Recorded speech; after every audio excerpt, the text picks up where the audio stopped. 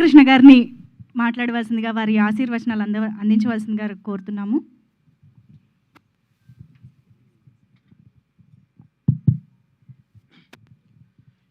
ఈ కార్యక్రమానికి విచ్చేసినటువంటి పాత్రికేయులకు, ఎలక్ట్రానిక్ మీడియా వాళ్ళకి, అతిథులకు, ముఖ్యంగా మా నందమూరి ఆడపడుచులకు నా హృదయపూర్వక ధన్యవాదాలు. నేను అస్త్ర సన్యాసం చేసి 25 ఏళ్ళయింది. నా లాస్ట్ చిత్రం గొప్పింటల్లుడు. మళ్ళీ 25 ఏళ్ళ తర్వాత నా మనవడి షార్ట్ తీసే భాగ్యం నాకు కలిగింది. చౌదరి గారు వచ్చి మీ చేత్తో మీ మనవడి ఇది తీయాలండి అని చెప్తే ఇక తప్పలేదు. నా ఒట్టు తీసి గట్టు మీద పెట్టా. ఇకపోతే మా నాన్నగారు నందమూరి తారక రామారావు గారు, ఆయనకి ఇష్టమైన మనవడు అంటే ముని మనవడు, అంటే మనవడు మా జానకిరామ్. ఎందుకంటే మా జానకిరామ్ 3వ తరానికి అందరికంటే పెద్ద మనవడు. సో వాళ్ళిద్దరికీ చాలా చనువు ఉండేది, మా నాన్నగారికిను జానకిరామ్ గారికి.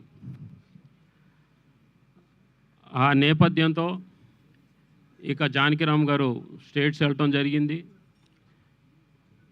ఆయనకి 2 పిల్లలు అక్కడే పుట్టారు, అమెరికాలో. ఈ లోపల ఈ కాల వ్యవధిలో మా నాన్నగారు కాలం చేశారు. ఇక జానకిరామ్ గారికి మొదటి సంతానం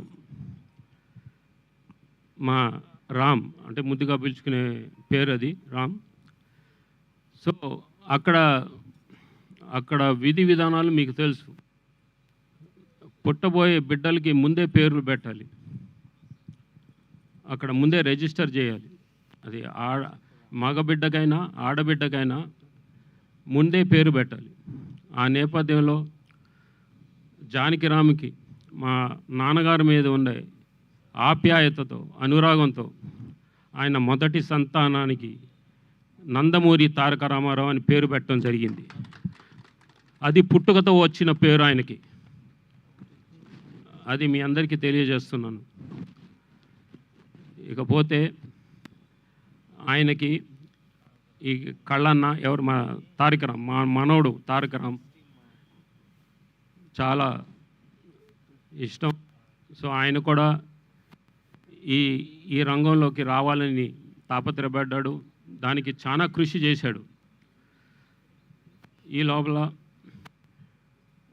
మన డైరెక్టర్ వైవిఎస్ చౌదరి గారు ఆయన్ని చూడటం జరిగింది. ఆయన మీద సదాభిప్రాయం కలిగి ఆయనతో సినిమా తీయాలని ముందడుగు వేశారు ఆయన. దాని ఫలితమే ఇప్పుడు ఈ ఎన్టీఆర్ ప్రొడక్షన్స్, దాని పూర్తి పేరు ఇదేంటమ్మా, new talent roars NTR.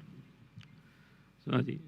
So ఈ శుభ సందర్భాన వాళ్ళందరికీ కృతజ్ఞతలు తెలియజేసుకుంటూ, ఈ సినిమా ద్వారా చౌదరి గారికి వారి సతీమణికి గీతా గారికి లాభాలు ఆర్జించాలని, అలాగే మా మనవడు నందమూరి తారక రామారావుకి మంచి పేరు ప్రఖ్యాతలు రావాలని కోరుకుంటూ సెలవు తీసుకుంటున్నాను. Thank you sir. అండ్ ఈ సినిమాకి పనిచేసే సాంకేతిక నిపుణులకు నా ధన్యవాదాలు. థ్యాంక్స్ అండి. Thank you sir. Thank you so much. అలాగే ఇప్పుడు శ్రీ నందమూరి రామకృష్ణ గారిని మాట్లాడవలసిందిగా కోరుతున్నాను.